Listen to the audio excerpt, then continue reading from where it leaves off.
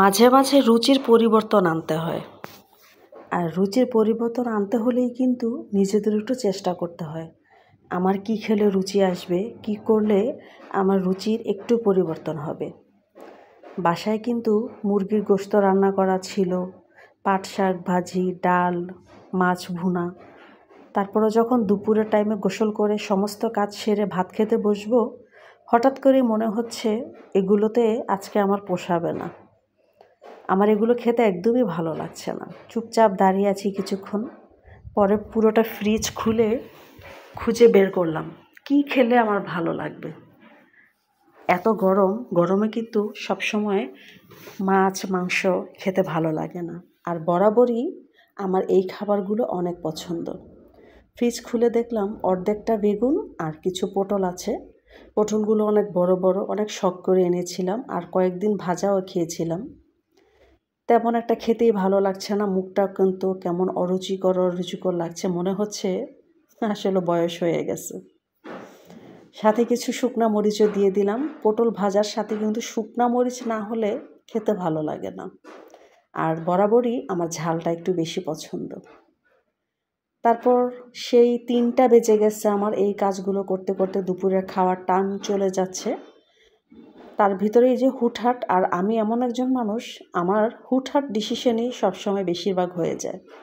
আমি খুব চিন্তা বিবেচনা করে কাজ করতে পারি না কেন জানি। তারপর আমার ভাজাগুলো হয়ে গেল। বেগুনের পিস ছিল 3টা আর 6 থেকে 7টা পটল ছিল। তো সবগুলো পটল ভেজে নিলাম, কারণ রাতেও হয়ে যাবে আমার জন্য। সবগুলো পটল ভাজা করে তারপর একদম গরম গরম ভাত নিয়ে নিলাম। ফ্রিজে ভাত ছিল, এই ভাতটুকুও আমি রেখে আবার আমি অল্প একটু চালের ভাত বসিয়ে দিলাম। একদম গরম ভাত, আর সাথে পটল ভাজা, সাথে ছিল বেগুন ভাজা, আর ছিল শুকনো মরিচগুলা। দেখেই কেমন জিভে পানি চলে আসছে, তাই না? আমারও সেমই হয়েছে। আর এগুলো ভাজা আমার অসম্ভব পছন্দের। আমি আমার মেয়েকে সবসময় বলতাম, মা তোমার যখন বিয়ে হবে, তোমার শ্বশুরবাড়িতে গেলে আমার খাবার নিয়ে কখনো চিন্তা করবা না। আমাকে শুধু কাঁকরোল ভাজা আর পটল ভাজা দিয়ে ভাত দিবা, আমি দেখবা হাসি মুখে তোমার ঘরে খাবার খেয়ে চলে আসবো। মেয়েকে সবসময় বলতাম।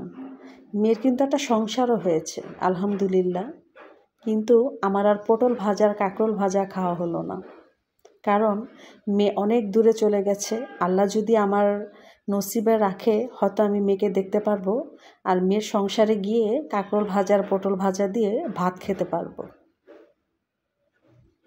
যাই হোক, একদম গরম গরম ভাতটা খেয়ে নিচ্ছি, আমার কিন্তু অসম্ভব ভালো লাগছে। আপনাদের ভিডিওটা কেমন লাগলো অবশ্যই কমেন্ট করে জানাবেন। আর আমার মতো এরকম হুটহাট ডিসিশন কারা কারা নেন, সে আপুগুলা ভাইয়াগুলা অবশ্যই কমেন্ট করবেন। এই প্লেটের ভাতগুলোই কিন্তু এই পটল ভাজা আর এই শুকনা মরিচ দিয়ে সেই টেস্ট।